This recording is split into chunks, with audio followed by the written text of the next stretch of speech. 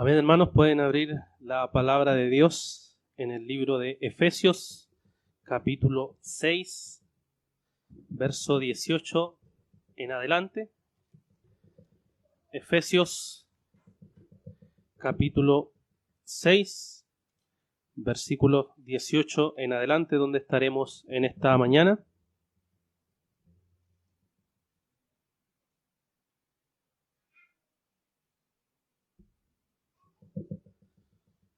Dice la palabra del Señor: con toda oración y súplica oren en todo tiempo en el Espíritu, y así velen con toda perseverancia y súplica por todos los santos.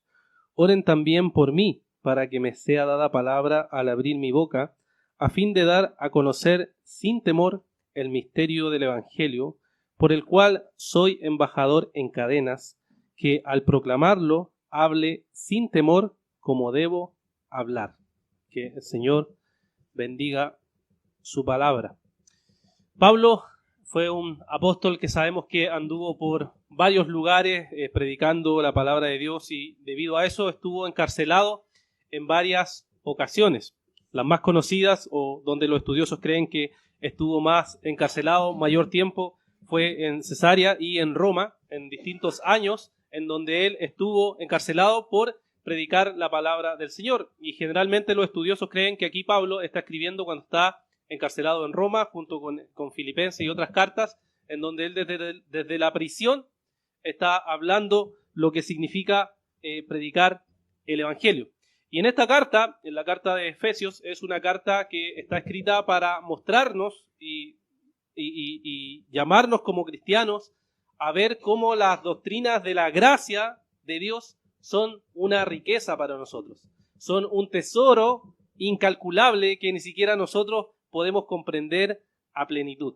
Y por eso cuando uno empieza esta carta, espero que a usted también le haya pasado, cuando empieza a leerla, uno empieza en el capítulo 1 describiendo y viendo cómo hay tanta riqueza en esa salvación que el Señor nos dio, que dice que nos ha bendecido con toda bendición espiritual, ¿no?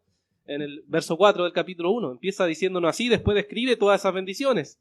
Es predestinado, redimido, escogido, amado, hijo, sellado. Todo eso es parte de la riqueza que tenemos como cristianos. Y luego Pablo ora por eso, para que logremos comprender lo que significa toda esa riqueza que tenemos en Cristo Jesús.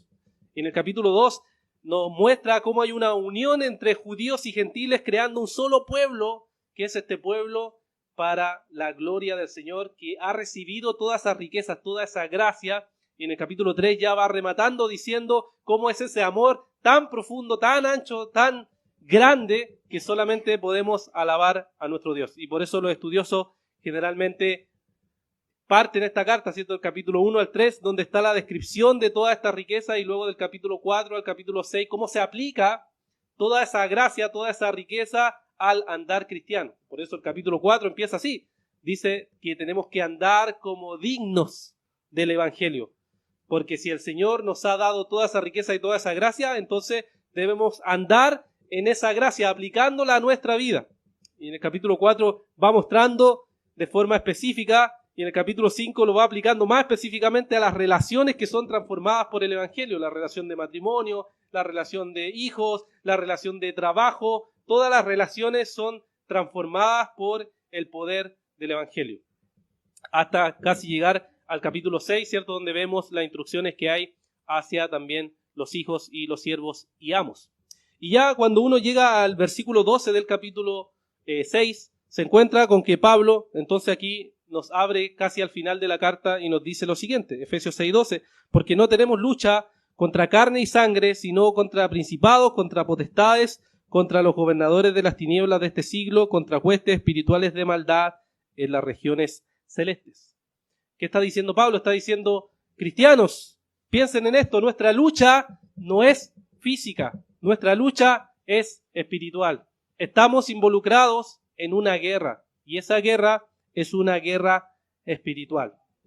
Entonces, ¿cómo peleamos esa guerra? ¿Cómo combatimos con esa guerra? Primero, lo que hace Pablo es describir la armadura de Dios, la cual no vamos a ver ahora, pero seguramente usted ha escuchado. Cómo el cristiano debe ponerse esa armadura y cómo el cristiano debe entonces usar esa armadura para la gloria de Dios. Y dice que estén firmes, constantemente firmes, usando esa armadura. Porque estar en una guerra no es algo sencillo, sino que es estar firmes, como soldados de Cristo. Pero sella toda esa descripción con la oración. Toda esa descripción de la armadura, todo eso que tiene un cristiano que ponerse, lo sella diciendo que oremos, que tenemos que orar, como leímos en estos versículos. Que un arma espiritual poderosa que los cristianos tenemos es la oración. La oración. ¿Y cómo? ¿Cómo dice Pablo? Bueno, ¿cómo tenemos que orar? Bien, Pablo, vamos a orar, pero ¿cómo vamos a orar? Y él nos empieza entonces diciendo en estos versículos que leímos al principio, primero en el verso 18, nos señala lo siguiente. Nos dice que con toda oración y súplica, oren en todo tiempo en el Espíritu, y así velen con toda perseverancia y súplica por todos los santos. Tres cosas Pablo señala aquí, en este versículo 18. Primero nos dice que debemos orar en todo tiempo. Algo sencillo. Ore en todo tiempo. Todo tiempo. Esto es una vida de oración. Una actitud de oración. Por eso Pablo en distintas cartas va recalcando constantemente esto. Tienen que orar en todo tiempo. Romanos capítulo 12, versículo 12, por ejemplo, dice, está dando varias descripciones de cómo los cristianos deben vivir. Y en el capítulo 12 de Romanos, versículo 12, dice, gozándose en la esperanza, perseverando en el sufrimiento, dedicados a la oración. ¿Qué es dedicados? Apartados. Dedicar tiempo, espacio de mi vida, cada día, dedicarme a la oración. Una dedicación constante a estar en oración delante de la presencia de Dios. Y la semana pasada vimos un pequeño versículo, pero muy claro versículo, en Primera de Tesalonicenses 5:17, que dice, oren sin cesar. Orar sin cesar. Dedicados a la oración. O sea, todo el tiempo un cristiano debe estar orando. Y como dijimos igual la semana pasada, no significa que vamos a estar todo el tiempo de rodillas, porque obviamente usted tiene otras responsabilidades que hacer en su vida cristiana, pero se trata de una actitud donde yo vaya, mientras yo camine, mientras yo vaya pensando, estoy orando constantemente. Ahora hay que evitar los extremos también. Hay gente que dice, bueno, yo paso todo el día orando porque camino, hago esto, hago aquello y estoy orando. Sí, pero también es dedicar un tiempo. Es que yo me detengo en el día y en algún momento del día busco al Señor. Eso es dedicarse a la oración. Busco al Señor. Me entrego por completo al Señor. Y también significa que no solo en momentos malos hay que orar, que es lo común, ¿no? Cuando pasamos pruebas, nos volcamos a la oración. Pero cuando estamos bien, comillas, decimos, no, estoy bien, ¿para qué voy a orar? ¿Para qué voy a estar buscando a Dios? Pero aquí vemos que nos dice que tenemos que orar. Siempre, en todo tiempo, porque estamos en una guerra espiritual. Un soldado en una guerra es consciente de que debe orar constantemente al Señor. Y claro, tenemos gente que dice, oye, pero yo no he orado y no pasa nada. No me pasa nada, yo no oro y no pasa nada. Sin embargo, cuando uno empieza a conversar y les puede preguntar, ¿y a qué crees que se debe tu frialdad espiritual? ¿A qué crees que se debe tu pereza espiritual? ¿A qué crees que se debe esa sensación de vacío que tienes en tu vida? ¿A qué crees que se debe la insatisfacción que tienes en el trabajo? ¿A qué crees que se debe las quejas que tienes en el matrimonio? ¿A qué crees que se debe todas esas cosas? A la falta de oración, por favor. La falta de oración produce insatisfacción, produce vacío, produce sequedad. Y lo sentimos y lo percibimos como cristianos, porque sabemos que necesitamos al Señor. ¿A qué crees que se debe la falta de hambre y sed espiritual que tenemos como iglesia? A la falta de oración. Que no hay pasión por el Evangelio, no hay pasión por el reino de Dios. ¿A qué crees que se debe la insensibilidad que tenemos sobre todas las cosas? A la falta de oración. Y por eso nos dice que tenemos que orar en todo tiempo al Señor. ¿Cómo debemos hacerlo? Pablo dice, en segundo lugar, que debemos suplicar en oración. Suplicar en oración. Pablo nos dice que no solo oramos en todo tiempo, sino que suplicamos al Señor en la oración. ¿Qué es suplicar? Suplicar es rogar, pedir con humildad o sumisión a algo. Eso es suplicar.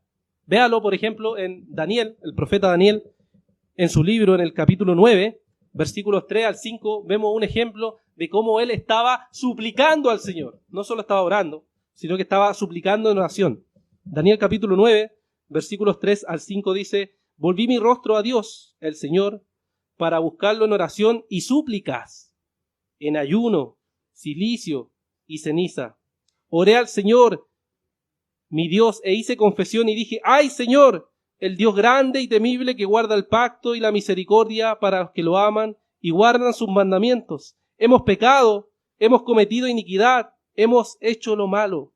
Nos hemos rebelado, nos hemos apartado de tus mandamientos y de tu ordenanza. ¿Cómo se imagina usted a Daniel? Así: Señor, perdóname, ¿sabes qué? Lo siento. No, se imagina a alguien que está llorando delante de la presencia de Dios porque está suplicando a Dios. Le está rogando: Señor, mira, hemos pecado, estamos mal, míranos cómo estamos como pueblo. Por favor, ten compasión de este pueblo. Eso es suplicar en oración. O como nos describe Hebreos, el ministerio de Jesús. Hebreos capítulo 5, versículo 7, nos describe que Jesús oraba suplicando. Hebreos 5:7 dice: Cristo, en los días de su carne, habiendo ofrecido y súplicas con clamor y lágrimas al que lo podía librar de la muerte, fue oído a causa de su temor reverente. O sea, el mismo Jesús, Dios encarnado, oraba suplicando. Recuérdenlo en el Getsemaní: mi alma está hasta la muerte, dice. Está orando, está suplicando a Dios para que actuara, para que obrara conforme a su voluntad. Hay un alma afligida. O piensa en Pablo cuando decía: yo prefiero ser anatema, yo mismo, que ver perecer a mi pueblo. Prefiero yo mismo ser maldecido que ver perecer a mi pueblo. Esa es una oración que está suplicando delante de la presencia de Dios. Es alguien que está clamando. Hay una historia que siempre a mí me quedó en la mente que leí respecto a lo que es suplicar o clamar. Es una historia que cuenta de una mujer que va a mariscar, a sacar mariscos al mar, y mientras iba con su hijo, y su hijo es un bebé, entonces lo deja con la cuna, digamos, ahí a la orilla del mar, y ella entra a las rocas y empieza a mariscar, a trabajar, y en un momento que ella está tratando de sacar mariscos, mete la mano muy al fondo y se le queda trabada en una roca. Entonces ella intenta sacarla y no puede. Y empieza a estar ahí, intenta, y empieza a pasar el tiempo, y empieza a subir la marea, y ella no puede salir. Y el hijo que está a la orilla, el mar empieza a llegar, empieza a alcanzarlo, y no había nadie, y empieza a gritar, y nada. Y después llega el momento en que ella se desespera, y empieza a suplicar a Dios que tenga compasión, que le ayude, que no quiere ver morir a su hijo. Eso, hermano, es suplicar. Desesperación. ¿Quién de ustedes se sentiría feliz al ver morir a su hijo? Nadie. ¿Quién de nosotros no sentiría angustia por un dolor así? Eso, hermanos, es suplicar en oración. Clamar a Dios con el alma, con el corazón, por el dolor. Hermanos, te dio tristeza, me imagino, ver morir gente aquí en el incendio, ¿no? El otro día hablaba con un hermano, pensar en los niños que murieron. Es terrible para el corazón pensarlo. Es doloroso sentir ese dolor. ¿Y por qué no sentimos el mismo dolor por la gente que quedó viva y está perdiéndose, perdida sin Cristo y sin el Evangelio? ¿Por qué hacemos esa separación? ¿Se dan cuenta? Sentimos dolor y está bien sentir el dolor, hermanos. Pero piensa en que hay gente ahora viva que no conoce el Evangelio. Y que por esa gente tú debes estar clamando y llorando en oración a Dios, diciéndole: Señor, que sea salva de la perdición, porque no conoce el Evangelio. Hermanos, eso debe estar en nuestra oración. Es parte de nuestra oración. Es parte de nuestro clamor. Pedirle al Señor por eso. Hay lágrimas cuando rogamos al Señor por eso. Es porque, hermanos, estamos estamos en una guerra espiritual y debemos rogar por eso. Pero Pablo añade algo más aquí y dice, no solo suplicar, sino que también deben velar con perseverancia. Debemos velar con perseverancia y súplica, dice. No solo súplica, sino de forma perseverante y velando. ¿Qué es esto? Jesús contó muchas veces historias de lo que es velar. En Marcos capítulo 13, versículo 33, por ejemplo, nos dice, estén alerta, velen, porque no saben el tiempo señalado. Es como un hombre que se fue de viaje y al salir de la casa dejó a sus siervos encargados, asignándoles a cada uno la tarea y ordenó al portero que estuviera alerta.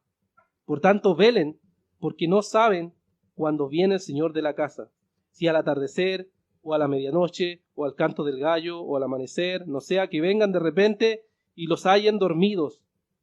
Y a ustedes les digo, velen. Velar, hermanos, es una actitud de alerta. Alerta, estar alerta en su vida espiritual, a lo que viene, a lo que se enfrentan, a las tentaciones, a las pruebas, al sufrimiento. Es estar velando en oración al Señor. Velando, perseverando en esta oración. No solo una vez. Si alguna vez clamó al Señor, está bien. Pero siga haciéndolo. Eso dice Pablo. Manténgalo. Persevere en eso. Clame y llore a Dios por eso. Siga llorando. Siga clamando. Porque eso es lo que Dios quiere.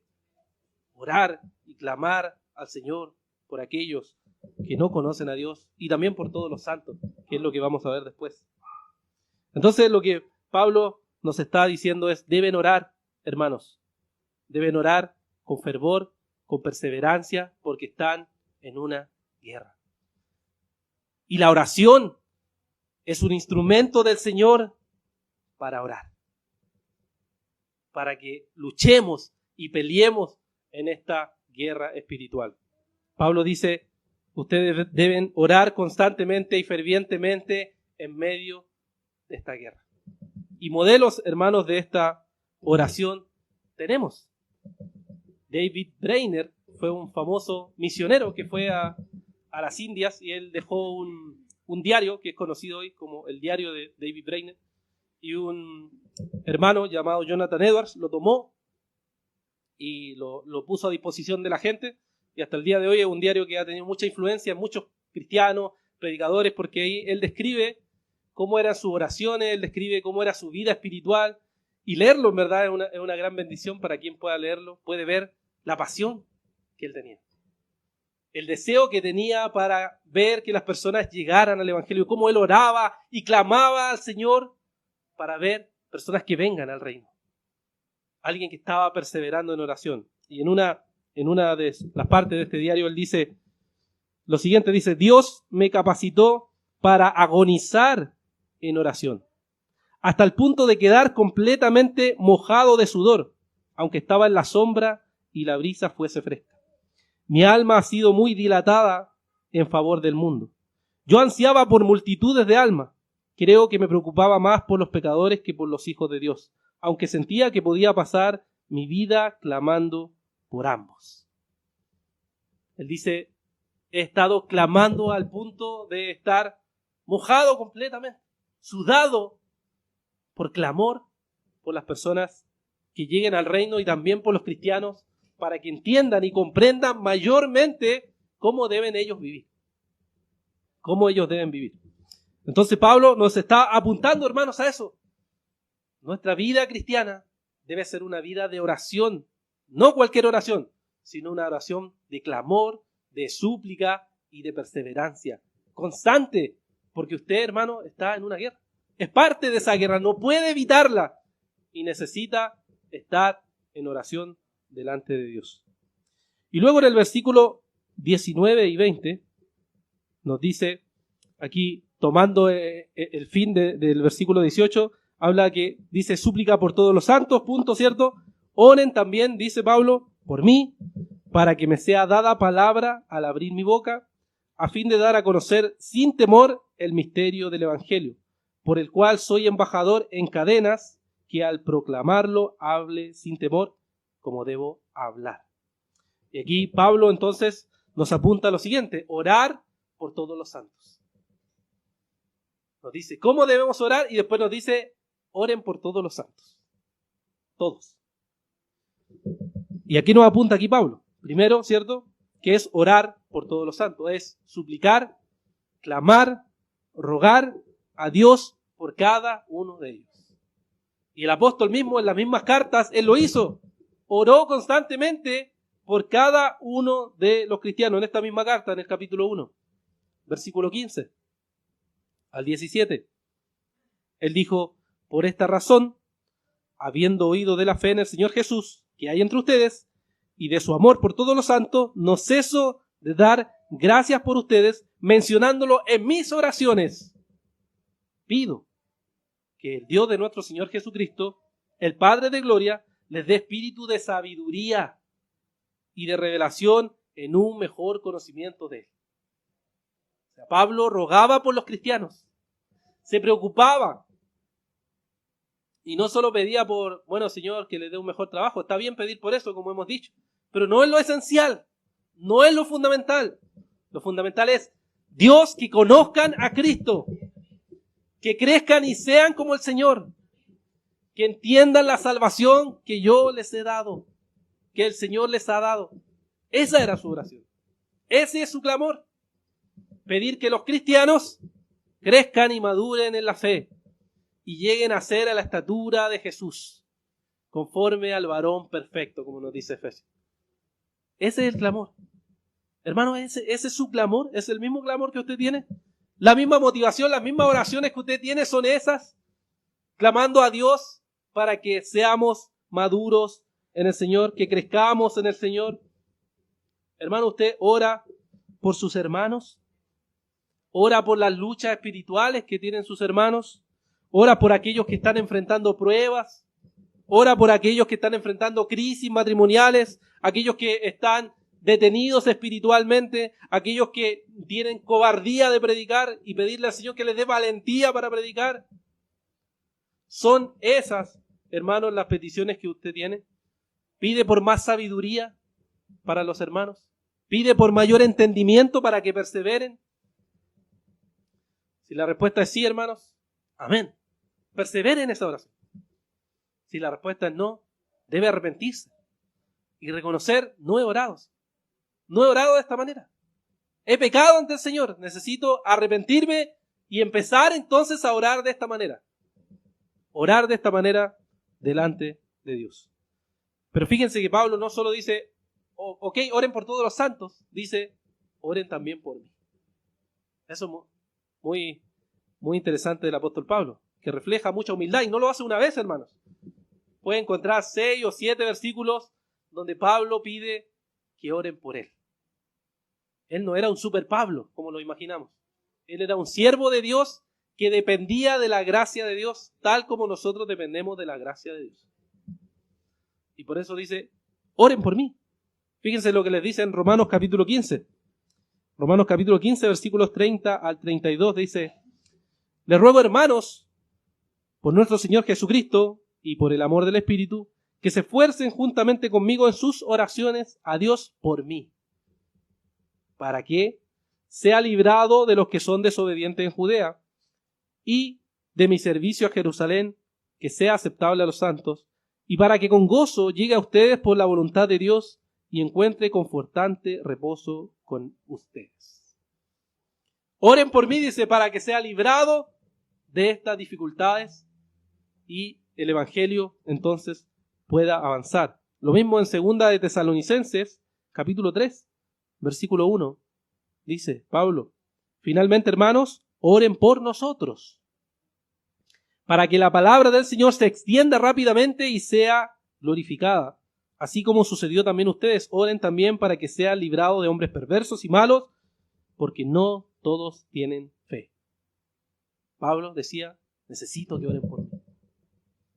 Necesito que oren, porque yo soy un hombre débil, y para esto, ¿quién es suficiente? Dijo una vez. ¿Quién es suficiente para todo el trabajo del ministerio? Por naturaleza, nadie, hermanos. Predicar, aconsejar, dirigir, guiar, gobernar, acompañar, visitar, ¿Quién es suficiente, hermano, para eso? En verdad, ¿un hombre? ¿En serio? Nadie, hermanos. Nadie. Tiene que ser la gracia de Dios para que pueda hacer eso. Nadie es suficiente para esas cosas. Por eso, hermanos, deben orar en secreto al Señor. Como oraban por Pablo, en este caso, deben orar por mí. Hermano, usted ora por mí. Ora porque yo tengo tentaciones, hermanos. Yo tengo pruebas, soy un hombre frágil, débil, que puedo pecar y puedo caer. Y usted clama a Dios por mí. Clama al Señor por las dificultades. Clama al Señor por los hermanos que aquí predican. Que Dios los use con poder. Oran y claman por nuestro hermano Mario Tapia, que predica por su familia para que el Señor lo sustente. Oran por nuestro hermano Juan Álvarez, que predica por su familia para que el Señor lo guarde y lo sustente. Oran por nuestro hermano Marcos Alarcón para que el Señor lo guarde, lo ayude y el Señor lo sustente. Eso es orar por aquellos que predican el Evangelio. Es orar por todos, pero también orar por aquellos que están predicando, que están empujando para que el reino de Dios avance. Oran, hermanos, por los otros pastores de la otra iglesia, que tienen las mismas luchas, las mismas dificultades, las mismas pruebas y tienen que seguir predicando el Evangelio. Eso es orar.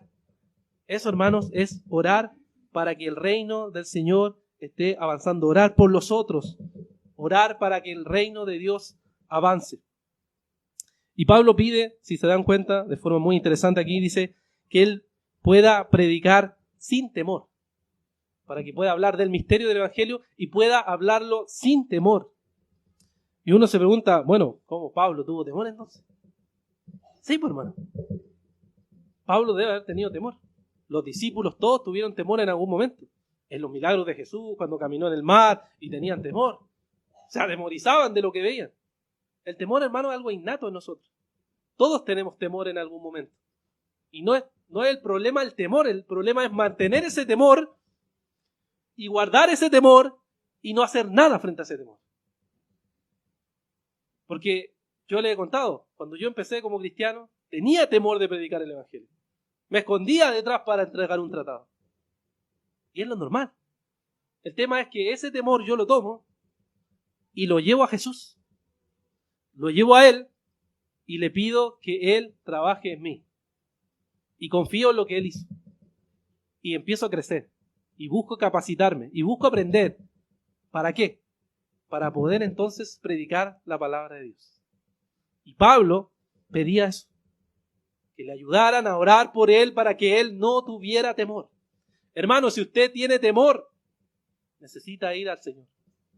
Necesita entonces pasar más tiempo en oración. Necesita estar más tiempo humillado ante la presencia del Señor. ¿Por qué? Porque eso es lo que nos ayuda a ser librados del temor. Un ejemplo, mire, Hechos capítulo 4, versículo 31. Aquí tenemos a la iglesia completa. Hechos capítulo 4, versículo 31.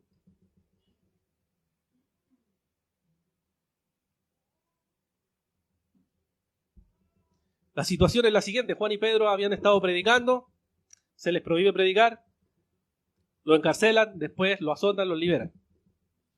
La iglesia tuvo temor. Dijo, aquí la cosa es difícil. No está fácil. Clamaron al Señor, dice que citan el Salmo número 2. Y después, dice al final, verso 31, después que oraron, el lugar donde estaban reunidos tembló. Y todos fueron llenos del Espíritu Santo y hablaban la palabra de Dios con valor. ¿Qué les dio ese valor? La oración. Oraron y clamaron a Dios. Cuando nosotros vamos a evangelizar aquí, nos juntamos, oramos a Dios, no porque sea un rito, sino para que Dios nos dé valentía. Para que Dios nos dé sabiduría. Porque la necesitamos, hermano. Nadie aquí es capaz y suficiente. Nadie de nosotros puede convertir a una persona. Es el Espíritu Santo a través de nosotros. Pero tenemos que confiar en la palabra. Tenemos que confiar y recurrir a lo que Dios nos ha dejado, que es la oración. Si no oramos, hermanos, nada sucederá porque no está en nosotros. Nosotros no tenemos la fuerza. Es Dios. Por eso Pablo le escribe a Timoteo. Cuando está en su segunda carta, en el capítulo 1, versículo 7, le dice a Timoteo, porque no nos ha dado Dios espíritu de cobardía, sino de poder, de amor y de dominio propio. Timoteo, no temas, porque el poder no está en ti, está en Dios. Depende de Dios. Depende de la gracia del Señor. Depende de su poder. Y entonces no tendrás temor. Ahora piensa en Pablo. Pablo tuvo que hablarle a soldados que estaban con su espada ahí, dispuestos a matarlo. ¿Creen que fue fácil? Estar al lado de un soldado que uno le está predicando, sabe que en cualquier momento le entierra la espada. O tuvo que predicarle a reyes que tenían toda la autoridad para matarlo, como le pasó a Juan el Bautista, ¿no? Que le dijo y ¡pah! Le cortaron la cabeza. Ese era el contexto. Si lo ponemos en el mundo ahora moderno, ¿cierto? Uno podría predicarle a alguien que tiene un arma y sabe que podría dispararle. Inmediatamente. Pero ¿qué importa? Porque sabemos que el poder es de Dios. Sabemos que la vida es de Dios. Sabemos que nosotros no le pertenecemos a Dios, sino que somos de Dios. Y si Dios quiere acabar con nuestra vida, entonces nos sometemos a eso. Es su voluntad. Por tanto, lo que Pablo le está diciendo aquí a los cristianos, a nosotros, es que estamos en una guerra.